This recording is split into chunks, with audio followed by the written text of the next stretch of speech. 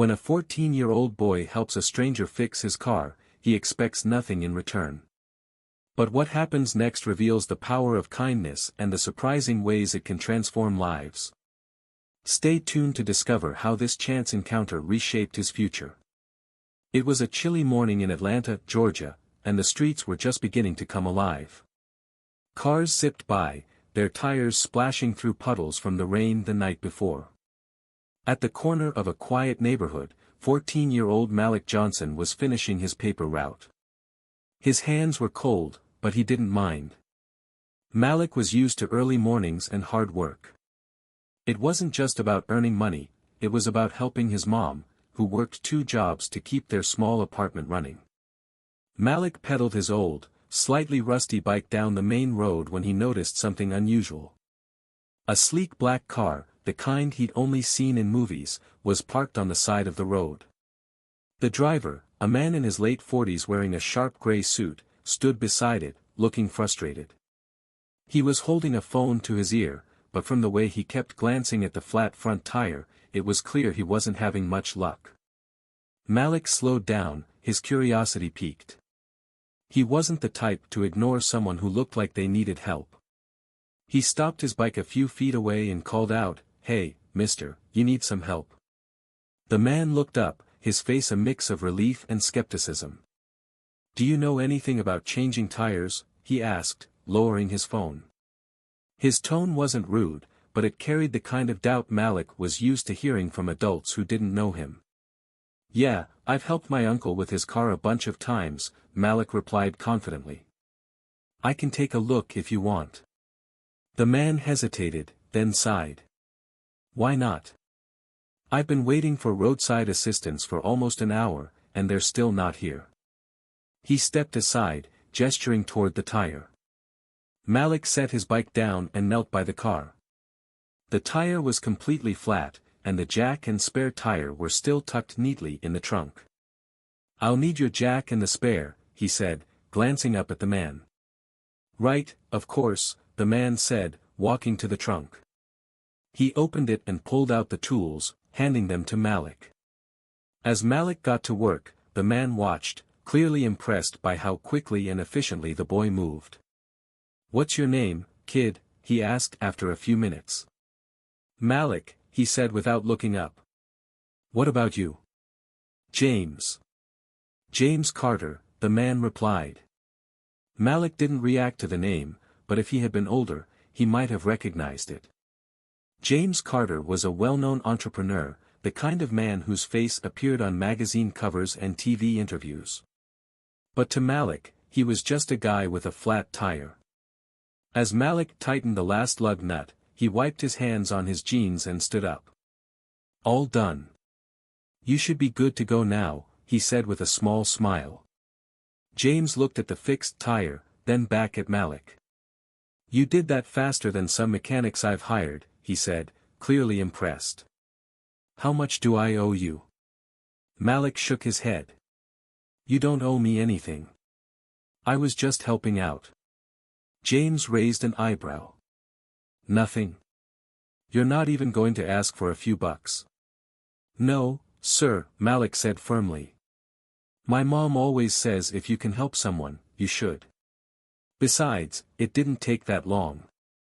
For a moment, James didn't say anything. He just stared at Malik, as if trying to figure him out. Finally, he smiled. "Well, Malik, you're a rare kid. Most people your age wouldn't stop to help, let alone refuse payment." Malik shrugged, feeling a little embarrassed by the praise. "It's no big deal. Anyway, I gotta get going. Papers don't deliver themselves." He picked up his bike and started to pedal away. "Wait," James called after him. Malik stopped and turned around. "Here," James said, pulling a business card from his pocket. "If you ever need anything, give me a call." "Seriously? I mean it." Malik took the card and glanced at it. It had James's name, a company logo, and a phone number printed in bold letters. "Thanks," he said, slipping it into his pocket before riding off. James watched him go, still thinking about the boy who had just helped him without expecting anything in return. Little did Malik know, this chance encounter was about to change his life in ways he couldn't imagine. Later that evening, Malik sat at the small kitchen table in his apartment, finishing his homework while his mom, Carla, prepared dinner. The smell of spaghetti filled the room, and the faint sound of the TV played in the background. "How was your day, baby?" Carla asked, stirring the pot of sauce. "It was all right," Malik said, glancing up. "I helped this guy fix a flat tire. He tried to pay me, but I told him no." Carla turned, giving him a proud smile. "That's my boy. Always doing the right thing. You never know how kindness can come back to you." Malik nodded, though he didn't think much of it. To him, it was just another day. But across town, James Carter was sitting in his spacious office, staring at the same business card he'd given Malik. He couldn't shake the boy's genuine kindness. In a world where so many people only cared about themselves, Malik's selflessness stood out. James picked up his phone and made a call. "Lisa, I need you to find me the name and address of a kid named Malik Johnson. He's around 14, lives in Atlanta. I'll explain later." The next day, Malik was back on his paper route, weaving through the neighborhood on his bike. He was halfway through when a sleek black car pulled up beside him. He recognized it immediately and stopped. The tinted window rolled down, and James Carter leaned out, smiling. "Malik. Got a minute?" James called. Malik blinked in surprise. Sure. What's up?" James stepped out of the car, holding a small envelope. "I've been thinking about how you helped me yesterday, and I wanted to do something for you. Open this." Malik hesitated, taking the envelope and opening it carefully. Inside was a letter and a check. His eyes widened when he saw the amount, $5,000. Whoa, wait," Malik stammered, holding the check out. "I can't take this." "Yes, you can," James said firmly. "It's not just for you. It's for your family. I know how hard it is to make ends meet, and I want to help. You didn't ask for anything, but that's exactly why you deserve this." Malik looked at the check, then at James, unsure of what to say. "I don't know. It feels like too much." James crouched slightly to meet Malik's eye level. "Listen, Malik. You reminded me yesterday that kindness still exists. You didn't have to help me, but you did. Let me do this for you. And if you're worried about it being a handout, think of it as an investment in your future." Malik swallowed hard, emotions swirling in his chest. Finally, he nodded. "Thank you, Mr. Carter. I don't know what to say." "You don't have to say anything," James replied with a smile.